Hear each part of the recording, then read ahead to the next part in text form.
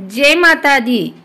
आज एकादशी पर आइए सुनते हैं तुलसी माँ और भगवान विष्णु की यह कहानी। सावरी मुनि की पुत्री तुलसी अपूर्व सुंदरी थी। उनकी इच्छा थी कि उनका विवाह भगवान नारायण के साथ हो। इसके लिए उन्होंने नारायण पर्वत की घाटी में स्थित बद्रीवन में घोर तपस्या की।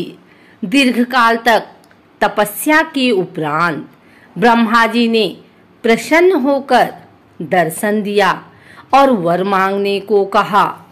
तुलसी ने कहा, सृष्टिकर्ता ब्रह्मदेव, आप अंतर्यामी हैं, सबके मन की बात जानते हैं।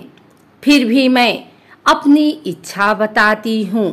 मैं चाहती हूँ कि भगवान श्री नारायण मुझे पति रूप में मिले। ब्रह्मा ने कहा, तुम्हारा अभीष्ट तुम्हें अवश्य मिलेगा।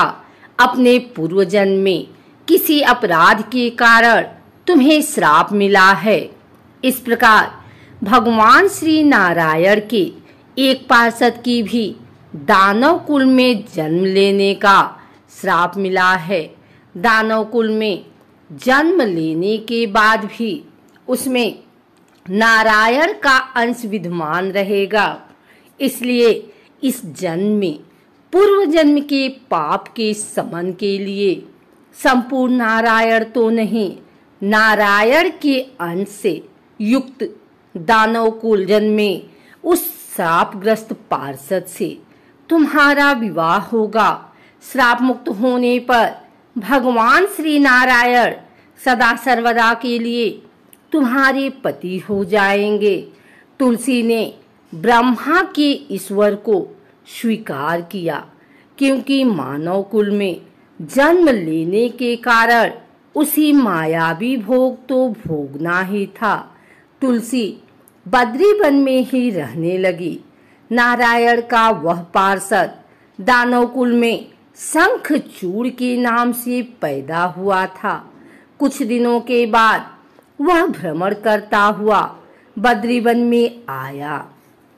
यहाँ तुलसी को देखते ही वह उस पर मुग्ध हो गया।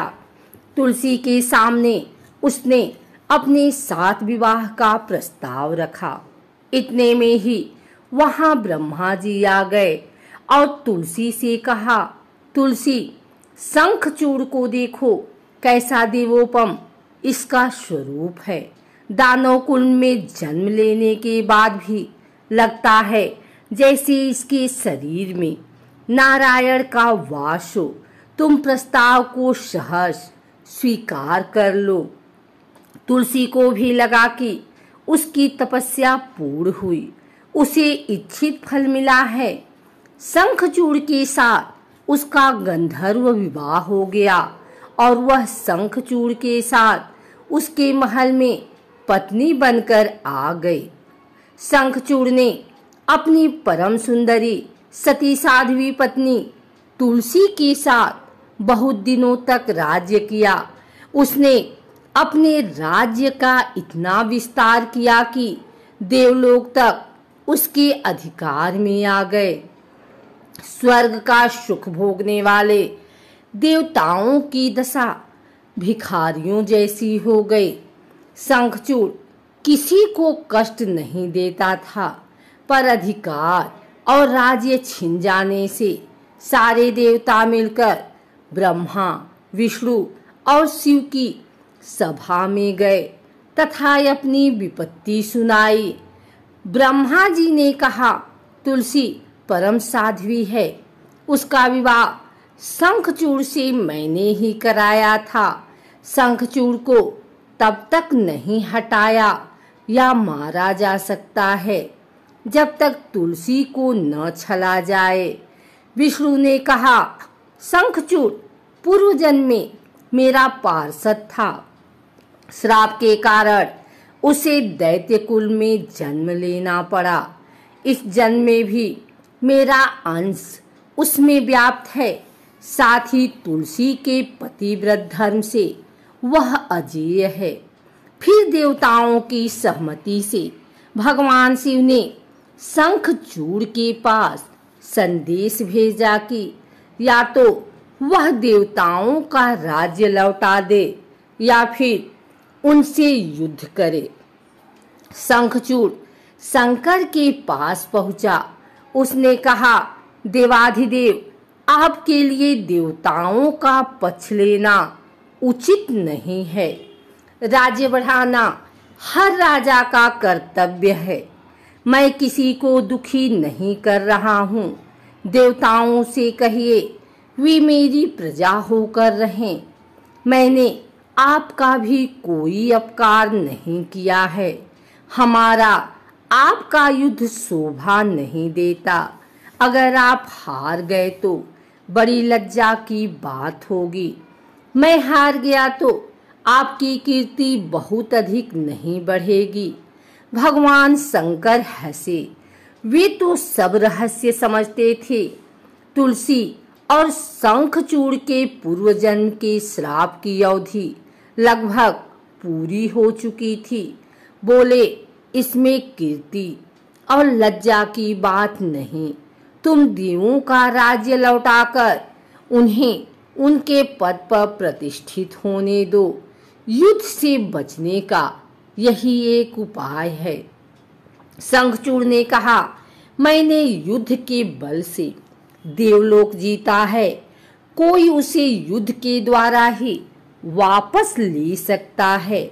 यह मेरा अंतिम उत्तर है। मैं जा रहा हूँ। ऐसा कहकर शंखचूड़ चला गया।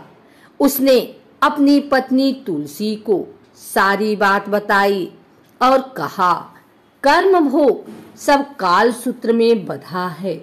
जीवन में हर्ष, शोक, भय, सुख दुख, मंगल अमंगल काल के अधीन है।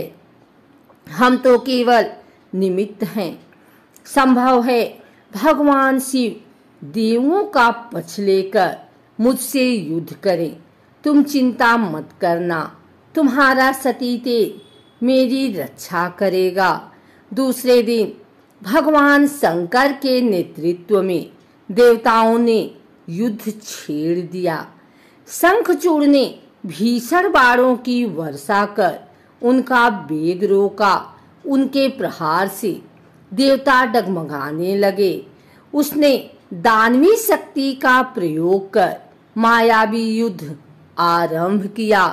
युद्ध स्थल पर वह किसी को दिखाई नहीं देता था, पर उसके अस्त्र शस्त्र प्रहार कर देवों को घायल कर रहे थे। देवगण अपने अस्त्र चलाएं तो किस पर चलाएं, क्योंकि कोई शत्रु सामने था ही नहीं। कई दिनों तक इस तरह भयंकर युद्ध चला। शंखचूड़ पराजित नहीं हुआ। तब शिव ने विष्णु से कहा, विष्णु कुछ उपाय करो, अन्यथा मेरा तो सारा यश मिट्टी में मिल जाएगा। विष्णु ने सोचा, बल से तो शंखचूड़ को हटाया नहीं जा सकता, इसलिए छल का सहारा लेना होगा। उन्होंने तुरंत अपना स्वरूप शंखचूड़ जैसा बनाया और अस्त्र शस्त्र से सज्जित हो तुलसी के पास आए। बोले, प्रिय, मैं युद्ध जीत गया। सारे देवता भगवान शंकर समेत हार गए। इस खुशी में आओ मैं तुम्हें अंग से लगा लूं। पति को प्रत्यक्ष खड़ा देख तथा विजय का समाचार सुन वह दौड़कर मायावी शंखचूड़ के गले से लिपट गए। इस प्रकार पति पत्नी दोनों ने आलिंगन हो खूब खुशी मनाई। पर पुरुष के साथ इस प्रकार के व्यवहार से उसका सती तेज नष्ट हो गया। उसका सती तेज जो शंखचूड़ की कवच के रूप में रक्षा कर रहा था, वह कवच नष्ट हो गया। शंखचूड़ शक्तिहीन हो गया। यह जानते ही भगवान शंकर ने अपने त्रिशूल से प्रहार किया। त्रिशूल के लगते ही शंखचूड़ जलकर भस्म हो गया।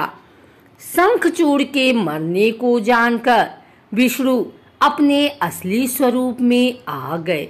सामने अपने पति शंखचूड़ के स्थान पर भगवान विष्णु को खड़ा देखकर तुलसी बहुत विस्मित हुई।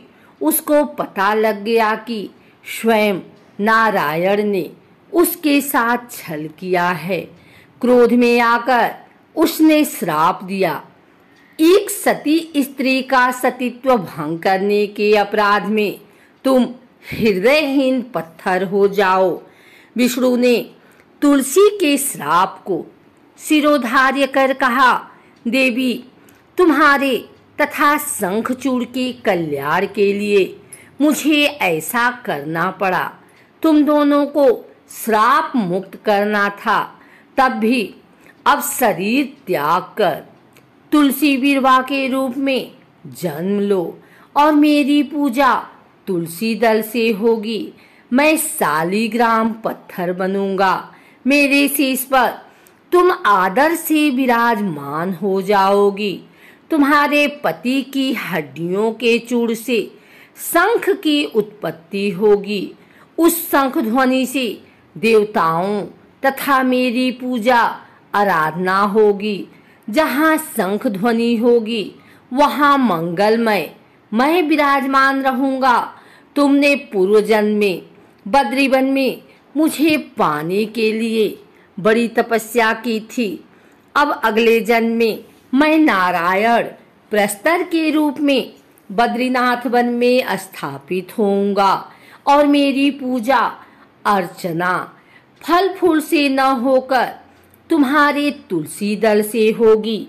मेरे शीश पर विराजमान होकर तुम मुझसे भी ऊंचा पद प्राप्त करोगी।